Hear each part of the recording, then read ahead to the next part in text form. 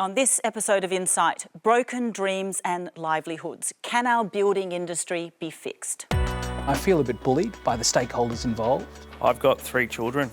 I could have lose absolutely everything. We paid Sydney prices. There is absolutely no way that you should be left facing such staggering consequences. It's just another kick in the guts to have these construction company directors rack up millions of dollars of debt and they just walk away. In 20 years, nothing has ever come close to what builders are experiencing right now. I wouldn't say crisis because there's huge opportunities coming forward. What needs to happen is making sure that builders are licensed correctly. Sid, 6 years ago you set out to build a home for your wife, you and your 2 children. What were you hoping for? I was hoping for a home. It was a dream that's kind of subsequently turned into a nightmare. But yeah, I mean, we started with very positive energy to build a house which was something that we would enjoy living in. We spent a lot of time in the design phase, selecting each component, each of the tiles, the flooring, and we enjoyed the process because we thought we'd get a wonderful outcome. Why did you choose to build rather than buy your own home? I thought that it would be fairly straightforward. A house is merely a slab and a few walls and a roof. We're not sending a mission to Mars. I didn't think we were signing up for anything very difficult. What happened to your home? The builder who we had engaged spent an inordinate amount of time building, and unknown to me, had a lot of defects in the build. He was an award-winning builder, had won HIA and Master Builders Awards, but he declared liquidation after spending all this time overseas and dashed off. Lisa, you bought a block of land just over a year ago with dreams of building your own home. What happened? Our block of land settled on a Thursday at the end of March last year. The Monday morning of the following week, we were booked to have our final appointment with our builder, and on the Friday immediately prior to that weekend they announced their insolvency. Which company was this? Porter Davis. When you heard that Porter Davis, your builder, had collapsed, how did you react? I reacted a little differently to some of those people around me. So I got a lot of panicked phone calls and people telling me that they were so sorry to hear and what a disaster it was. And I was thrilled. Why were you thrilled?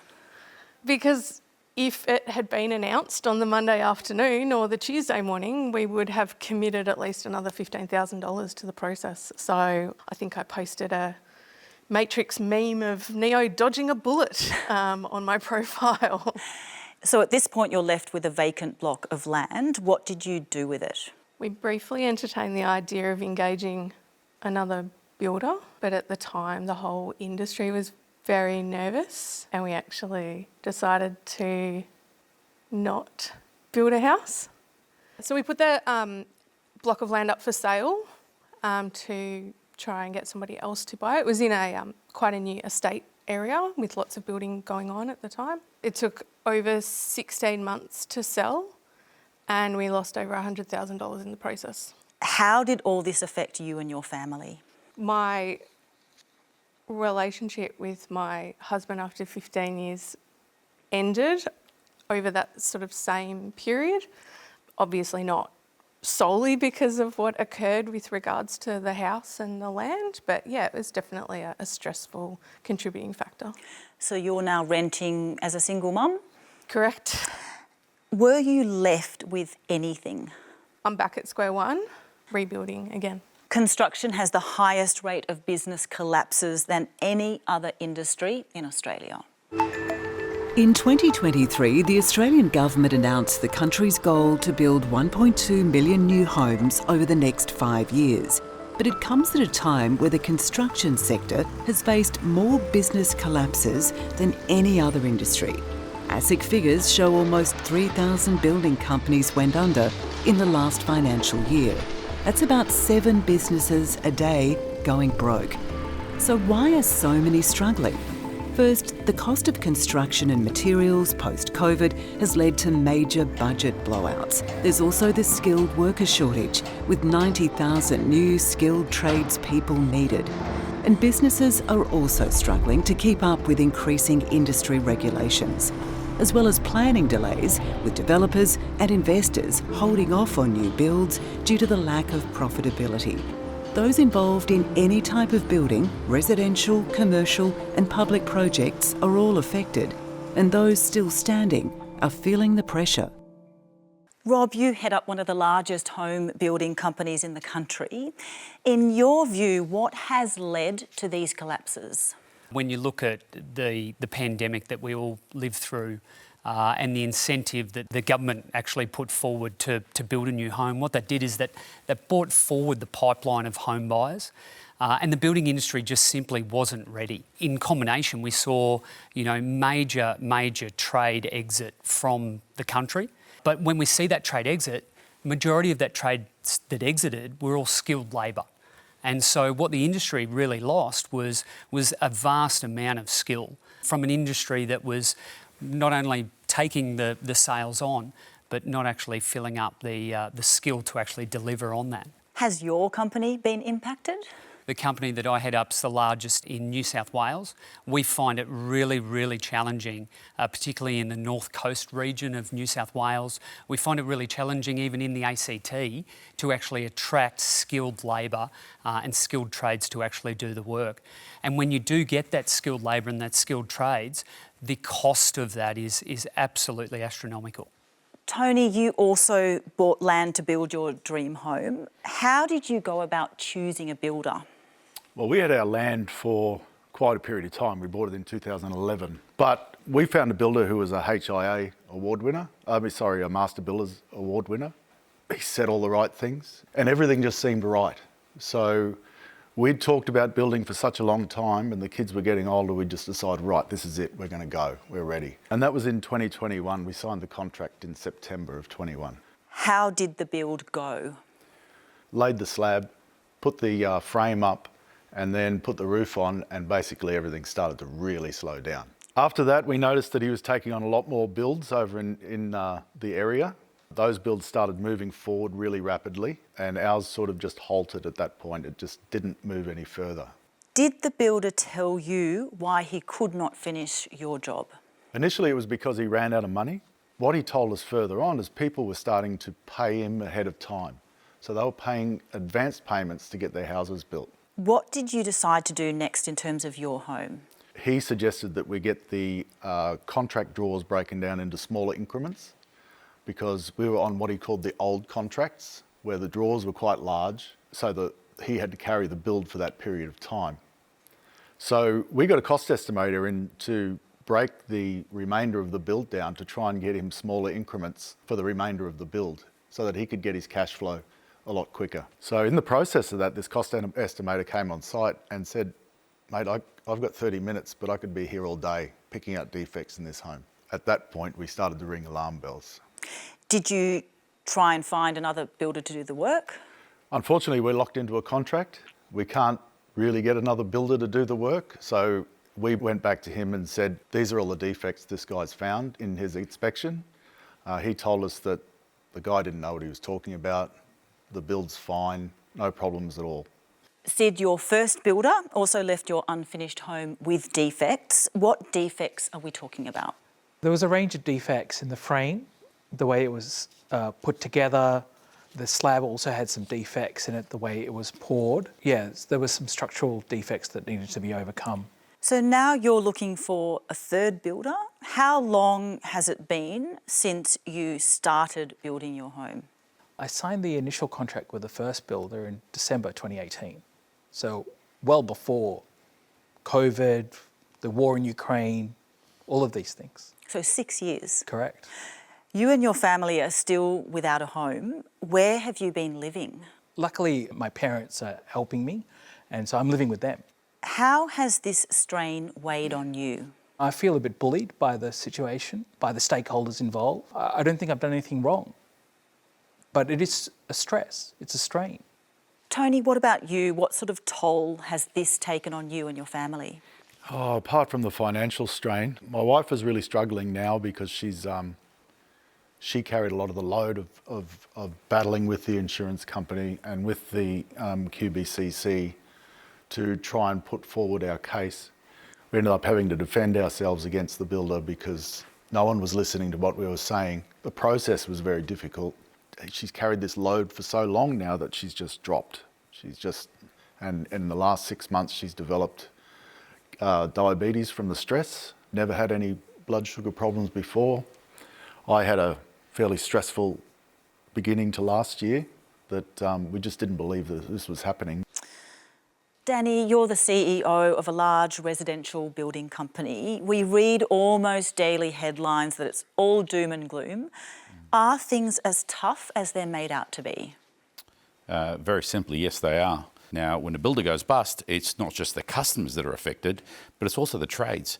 They're often the last people that are paid. And a lot of the trades in the residential building industry, they're mum and dad businesses. They can't afford not to be paid. So the trade base that we had that was already dwindling was dwindling at an even faster rate, which made it very, very difficult. And if you think about what happened at the time, sales went through the roof. So all builders at the time, we were thinking, wow, this is fantastic. But what you sell in 2022, you don't build till 2023. And us, like most other builders, had entered into fixed price contracts with our customers, and they were priced at 2022 prices.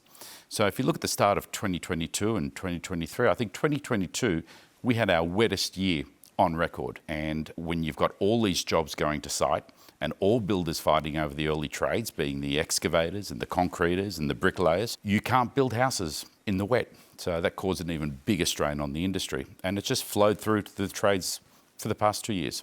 Have you ever seen anything like this in your time in the industry?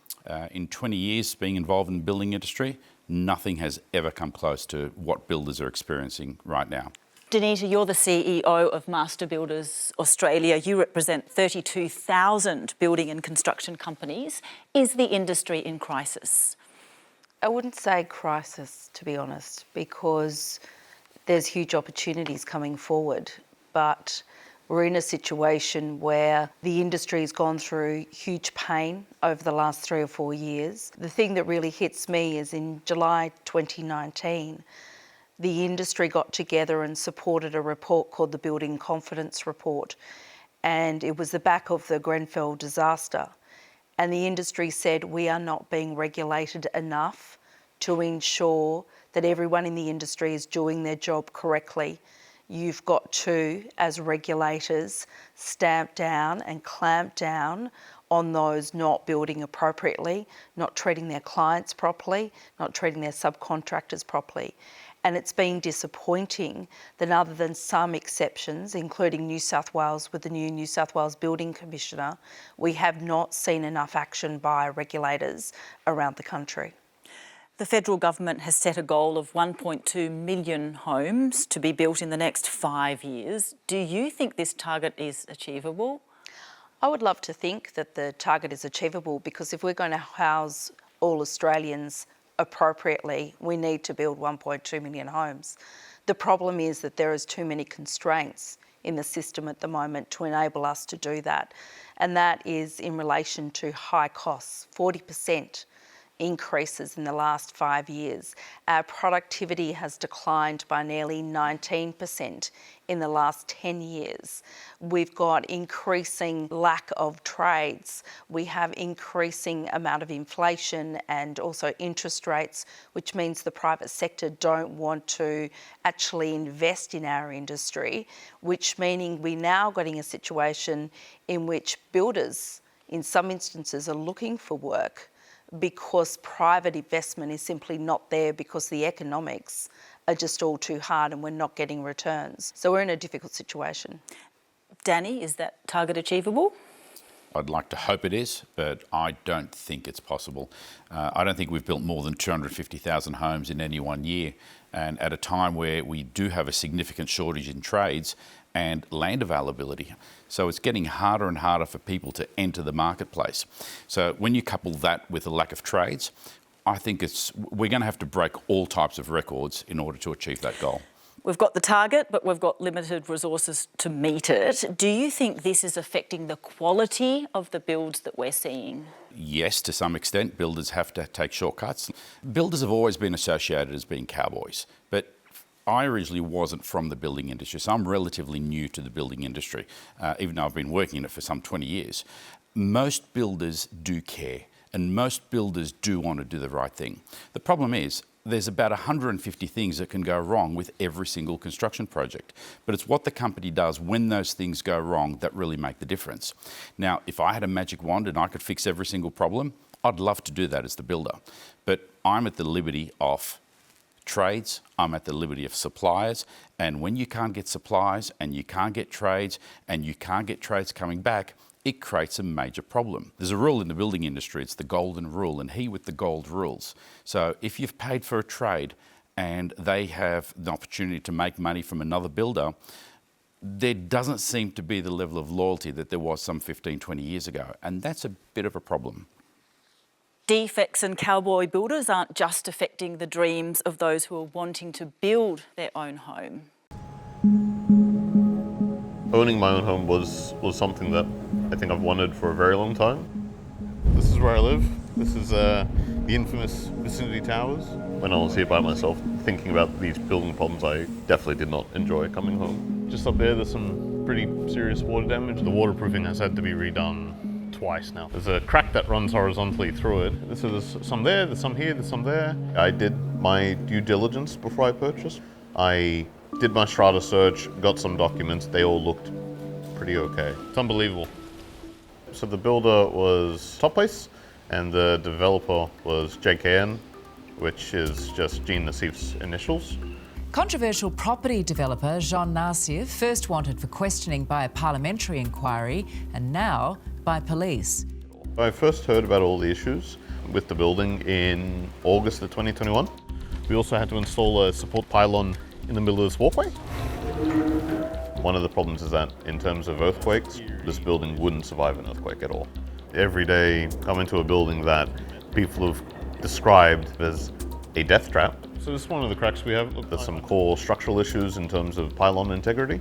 So all the pylons that you see around, they have integrity issues. We've done some core sampling on them and they're way too weak for what they're supposed to be holding up. And then just basic violations of Australian building code. You go to the institutions and the people that are supposed to look out for you, but you just get stonewalled, right? Sorry.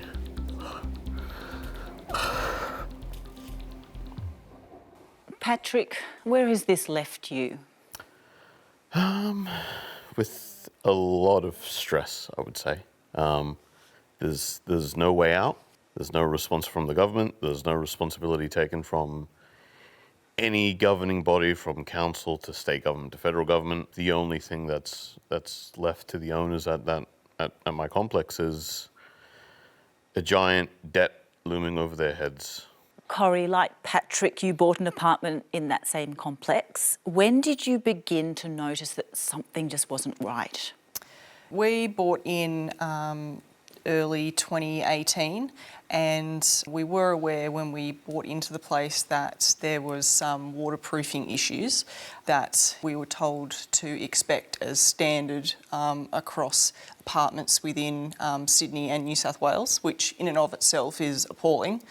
There is absolutely no way that as a layperson that you should be left facing such staggering consequences. There's absolutely no way buying into that complex that you would have known that the strength of concrete that they used in the pylons was not up to code. They didn't use enough reinforcing in any of the walls, and a major structural element known as a capping beam, which is supposed to provide like horizontal stability of the building, that just wasn't installed. Bradley, you researched the collapse of building and construction companies. Is there enough oversight and protection for consumers? Quite frankly, no. If there's an industry that we need confidence in right now, it's the Australian residential construction industry.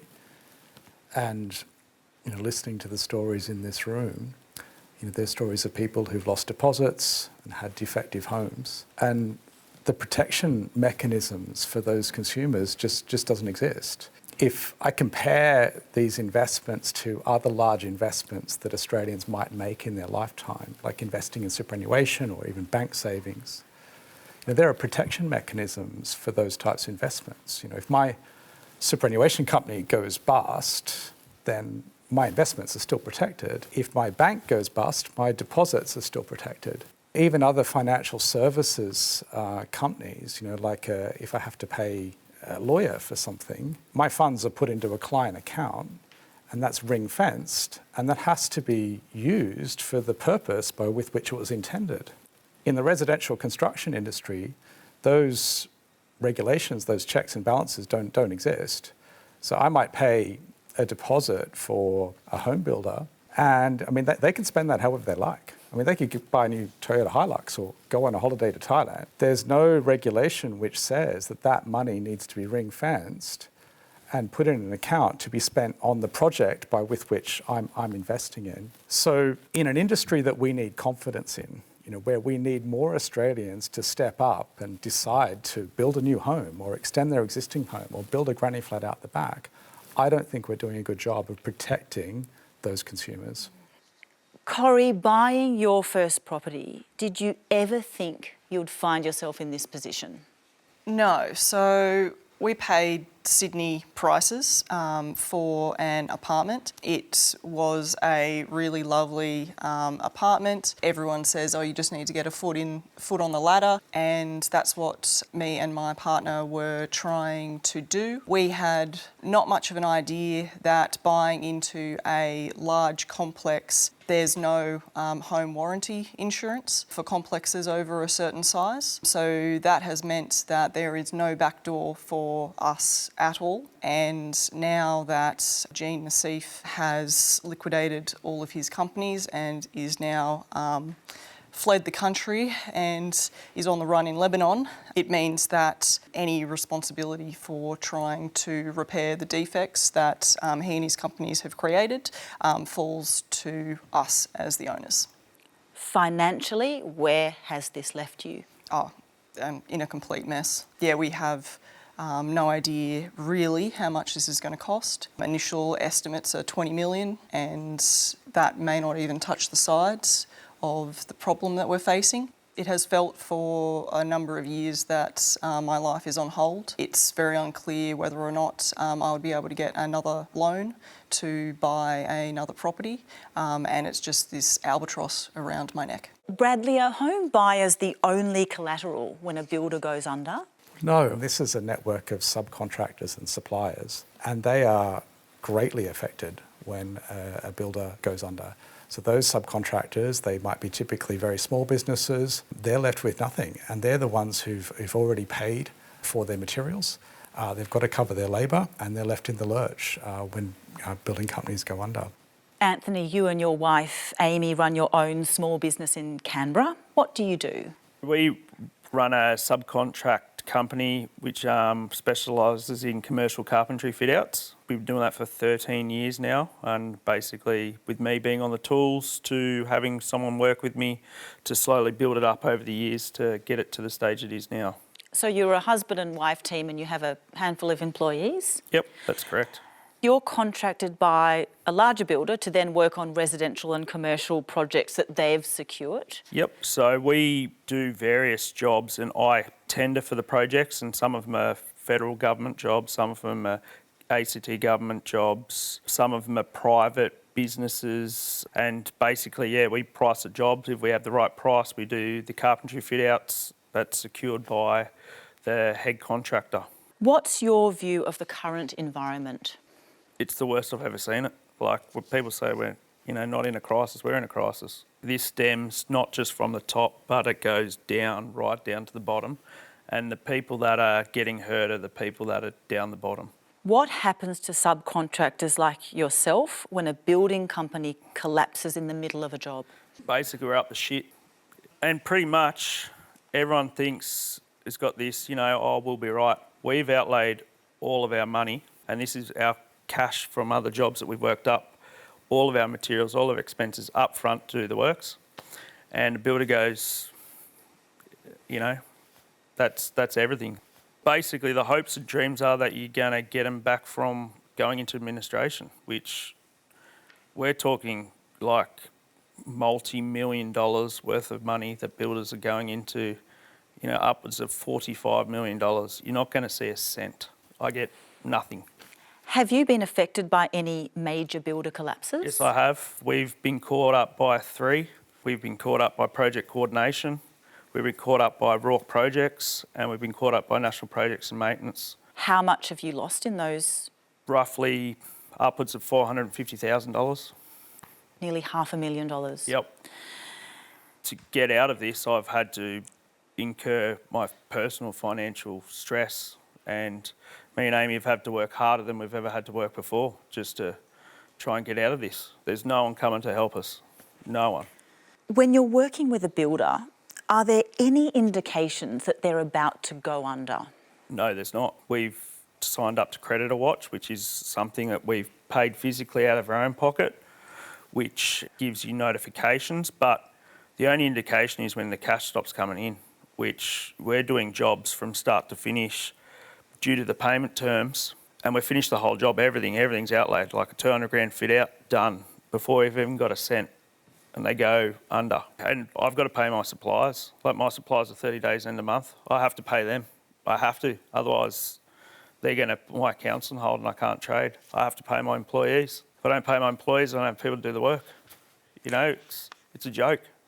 You mentioned Rourke Projects as one of the Correct. companies. How quickly did that collapse from your perspective? Overnight. How much money are we talking about from that particular company? $130,000. Wow. Chris, you're also a subcontractor who worked for Rourke Projects. How much are you out of pocket? $820,000. $820,000. Plus I almost end up with $500,000 debt, which I have to pay my suppliers for the materials I use for their jobs. What were some of the jobs that you were doing for them? I was doing 5 jobs for them. One in Goulburn for New South Wales Police Academy, 3 private jobs, and one for OTA, which is Organ and Tissue Authority in Canberra. That's a government institution. Rourke Projects collapsed owing more than $25 million to creditors. The company went into voluntary administration, citing a, quote, tsunami of impossible economic conditions. Chris, what has Rourke's collapse meant for you and your business? I didn't know how this process works at the beginning. You know, I thought there were administrators involved. I thought they're going to do the right thing. They're going to try to get the assets back and get as much as they can and then sort of pay something to subcontractors. We didn't know how much we're going to get it. 4 or 5 weeks later, we find out that us as a subbies, which were unsecured contractors, we're going to receive 0. How much did you have left in the bank after all this? $8,000 to $12,000, I can't remember, something like that. And you're still having to pay debts, you're still having to pay staff. Yes. And you've got kids. We've got 2 kids, yeah. Yeah. House, mortgages, cars. Impossible. It's impossible. Anthony, you're out of pocket nearly $500,000. Have you managed to keep your business going? I have. I had to refinance my house. I did a renovation. I worked my ass off.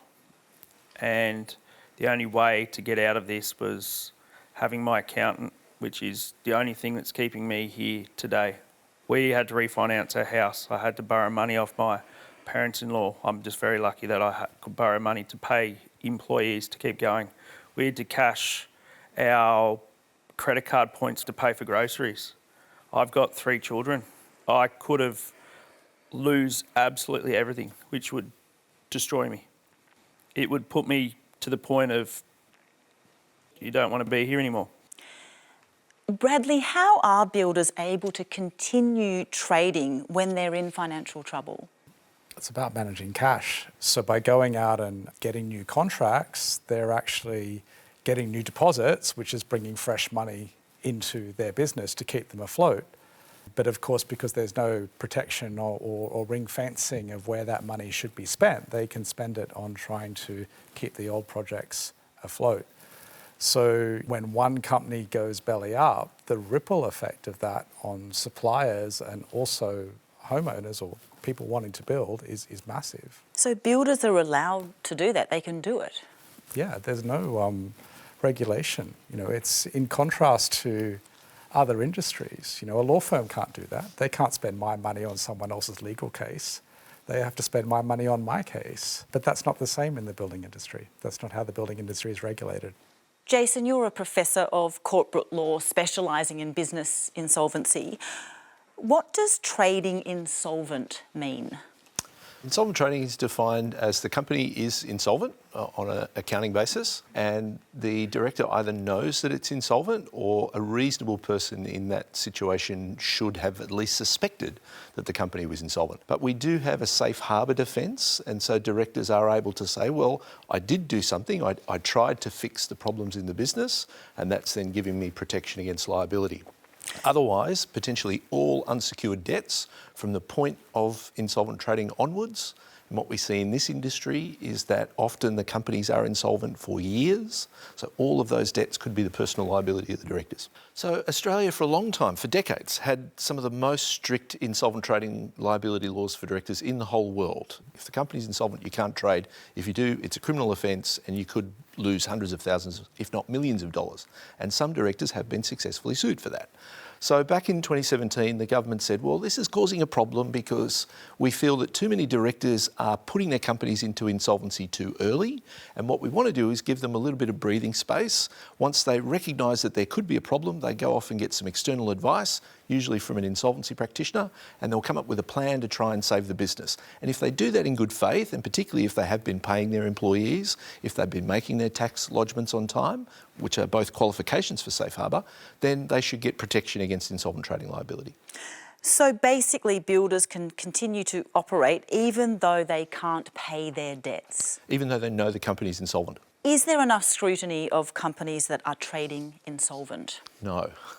ASIC, which is the Australian Securities and Investments Commission, brings, in terms of insolvent trading, probably I could count on two hands each year. And we're talking just in the building and construction industry, as we heard before, up to 4,000 companies a year. So it's a drop in the ocean because ASIC has an impossibly broad remit. So it has to focus each year on what it's going to look at. And it just doesn't have the resources, doesn't have the manpower or the money to actually deal with this problem because it's a problem on a massive scale. So what do you think should be done in terms of ASIC? How can it operate better? ASIC is the mega regulator, the omni regulator. It covers almost every aspect of our lives. So it's spread far too thinly. So if it gets criticised about insolvent trading, it can say, well, this year we're focused more on investment banks, or this year we're focused more on protecting people's pensions. So it's too easy for it to deflect liability, which is why we need a more focused insolvency regulator. Is there an appetite to prosecute? Yes and no. In my research, I've looked at ASIC's enforcement track record over the last 27 years. ASIC is still bringing roughly the same number of cases. So the number of directors who ASIC bans every year now is about the same that it was 27 years ago. So that's a problem. In terms of the building industry, if our goal is to quickly build homes and many homes, wouldn't regulatory action slow that down? Yes, and make it more expensive. And I think that's the trade-off that we're making as a society, that we're saying we want more homes, we want them faster, we want them cheaper, but that comes at a cost, it comes at risk, it comes at, as we've heard tonight, people cutting corners, and we see the collateral damage, the people at the bottom of the barrel, as we've heard. As a society, that's what we're choosing to accept by maintaining this position. We hear about construction companies going under and then a director opening a new company, potentially under a different name. Is that allowed? It is, and a lot of the theory suggests that this is what we should be encouraging people to do. We actually want an entrepreneurial economy. Improper phoenixing is a business model in the building and construction industry and in labour hire in many other industries. The bad guys know that they're highly unlikely to get caught, which is why they keep doing it. So we've heard about people who are complying with the law, paying their taxes. In over 80% of building and construction insolvencies, there's large-scale unpaid tax. So we've got people out there whose business model is I can make a profit by not paying creditors, not paying my taxes. You mentioned the word phoenixing. Talk us through that. So a phoenixing is like the myth, you're rising from the ashes. So one business fails, you put it into liquidation, you appoint an external person who investigates, winds up the affairs, hopefully pays creditors, although in more than 90% of cases they get nothing. And then a new business can be started, often with a very similar name, with the exact same people involved. So unless we can prove that those directors have broken the law and then ASIC bans them or the court disqualifies them, then they're free to start up as many businesses as they like. Amy, you run a small business with your husband, Anthony. What are your thoughts on all this? It's just another kick in the guts. Letting us take the hit after hit and then not doing anything about it. It's devastating for us. We're doing all the right things. We've remortgaged our house to pump equity into our business, to pay our debts, and to have these construction company directors rack up millions of dollars of debt and they just walk away. And we know for a fact some of them are in their holiday houses, they've got yachts, they bought brand new BMWs before their businesses collapsed. And the creditor report just says cost-benefit analysis in recovering assets. How does it feel to be on a spreadsheet like that? You just have a bit of a laugh, really. We're at the point now where we're like, we've done everything we can to keep ourselves afloat and we're fine. But you look at the list of creditors and in some of these reports, there's pages and pages and pages of people that are owed money. And this isn't little money, this is millions of dollars. And you feel for them. I know that subbies are collapsing. It's just not as widely known. So the little guys like us, there's a lot of them that have had to go into administration and subsequently collapse. And they're losing homes. So not just their businesses, they're losing their homes, they've got kids. Like, it's devastating. Danny, as the CEO of a larger building company, have you seen morale impacted?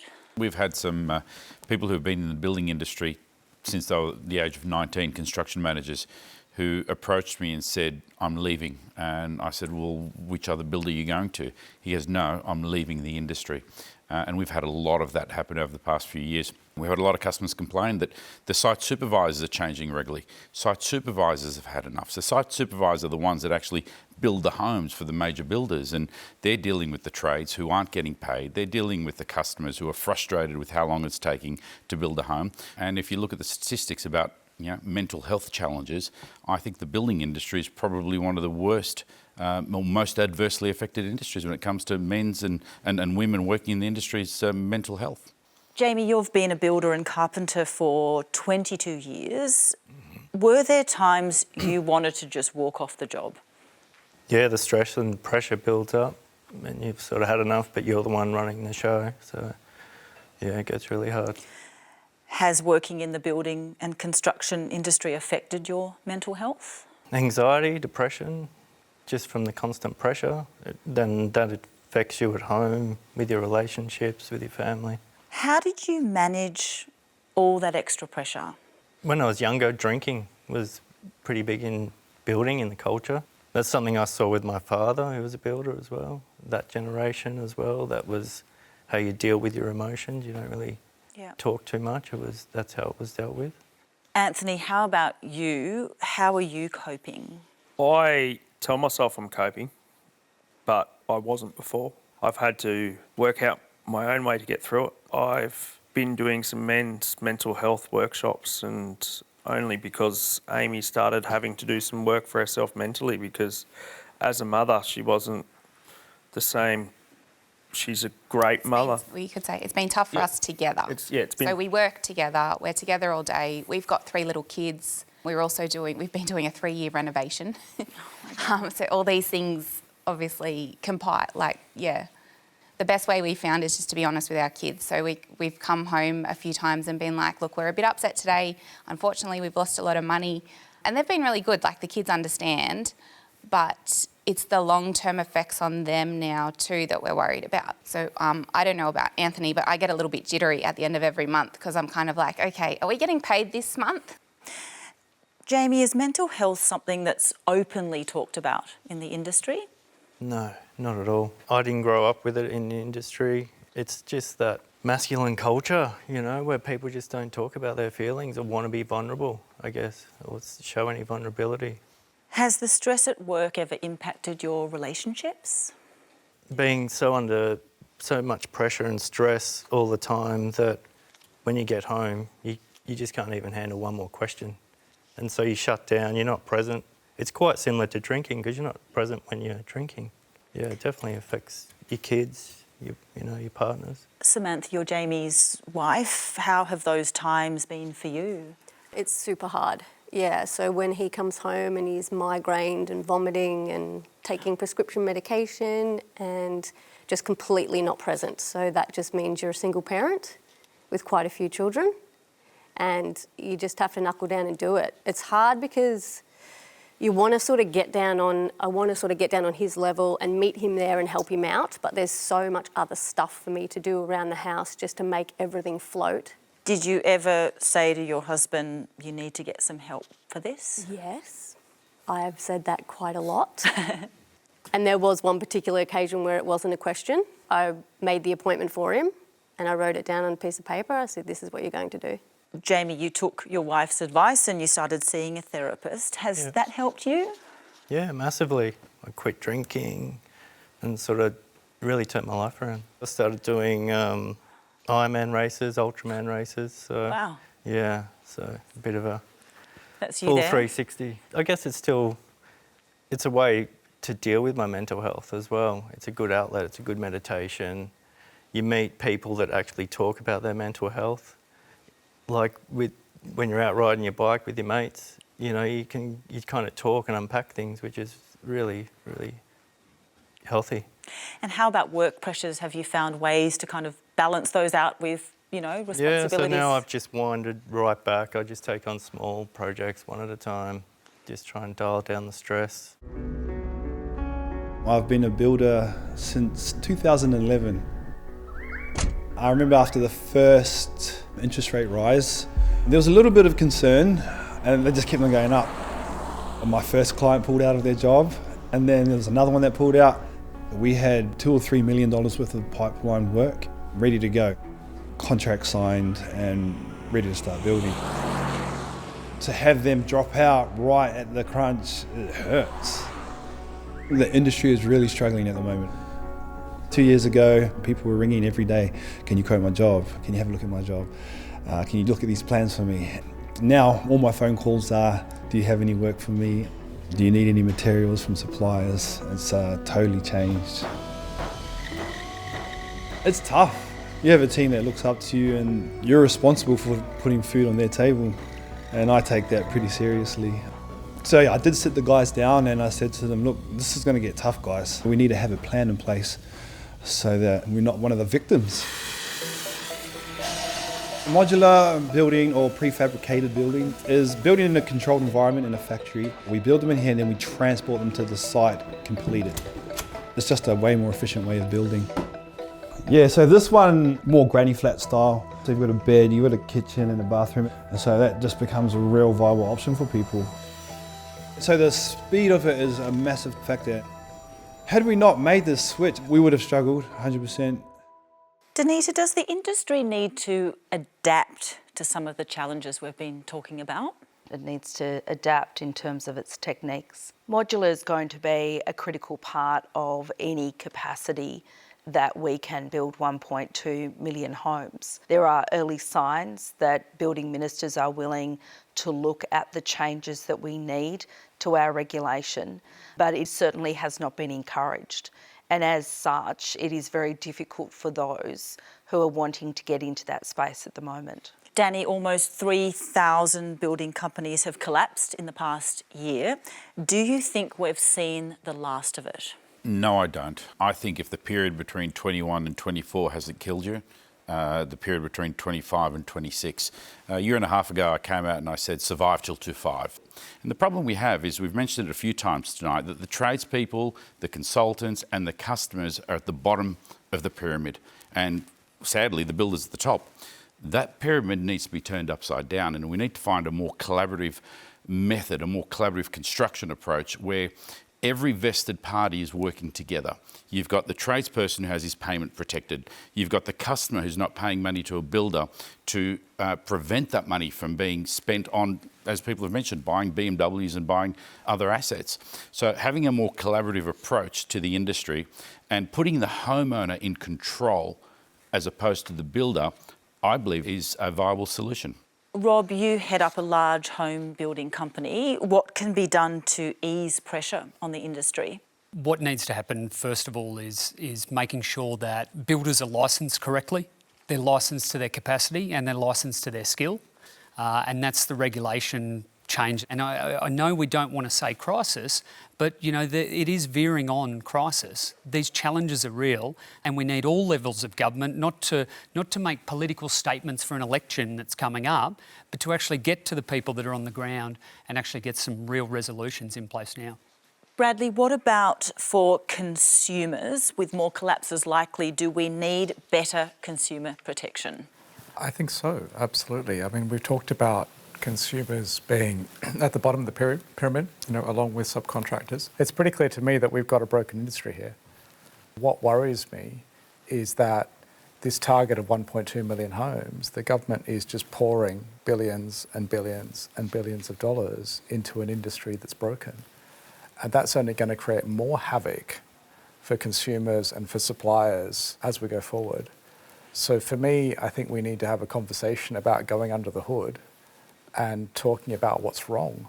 Amy and Anthony, your business is out of pocket close to $500,000 after a number of building companies collapsed, owing you a lot of money. What needs to change? Since the third collapse, we've started to look into this, and the number one thing on our agenda now is campaigning and pushing the government, the federal government, to look at enacting security of payment legislation at a national level. Our second thing that we'll be pushing is for the government to fund ASIC to start prosecuting companies that become insolvent and collapse, owing millions of dollars, because at the moment there's just no consequence. And it is devastating for us to see people just walk away from collapsing companies. We need them prosecuted, we need them potentially put in jail if they've done the wrong thing, and we need examples made of them so that this stops happening across the industry. Sid, your first builder went bankrupt. Now you're onto your third building company for your family home, 6 years on. Third time lucky, yes. When do you think your home will be finished? Well, it's hard to say. I mean, the irony is that there's not actually much work left to do, maybe 3 or 4 months, but the 3 or 4 months is taking 3 or 4 years. Hopefully, with a third builder who is good and motivated, we should be able to finish shortly, but it's an unknown at the moment. Tony, what about you? When do you see your home being finished? I'd hope to see it finished within 12 months, but there's no real guarantees at the moment because one of our biggest concerns is that by law our builder was supposed to give us our certificates at every stage that was completed. Say the slab stage, he was supposed to hand the certificates over as soon as he received them.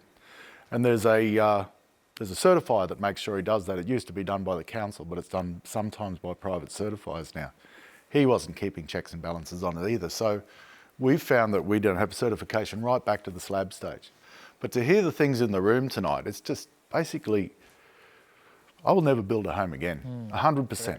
And to hear the lawyer say no one's held accountable, it's exactly that. I mean, the building industry itself and our codes are such that we build some of the best homes in the world, but there's always a place for a rat to run. But there's no one weeding the rats out, and we need a rat catcher. Corrie, you and your husband bought an apartment in a defect-ridden building. Do you still live there?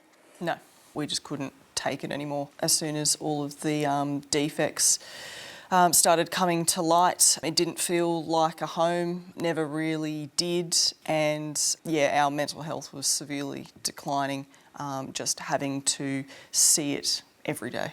What's next for you?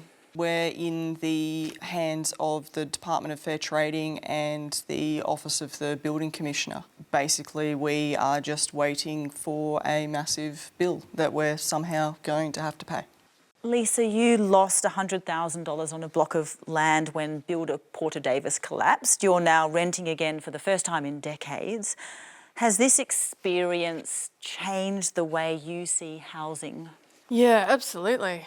I think being in this room tonight has changed the way that I've seen housing. I can't help but be grateful that I have an excellent relationship with my landlady, who we rent directly from. I'm acutely aware of the statistics of homeless women over 50. Terrifies the shit out of me. I've got a son who's on NDIS. I'm on Centrelink payments. I've got chronic health problems. I work casually as much as I can. And there's one thing that I'm sure of, which is life's going to continue to throw shit at you. That's going to keep happening. I'm convinced that I will be a homeowner once again, that I will get through this, albeit really rough patch, and come out the other side and see better days. Lisa, thank you so much. And thank you so much too for joining us. You can catch up on this episode or any others on SBS On Demand. I'll see you next time.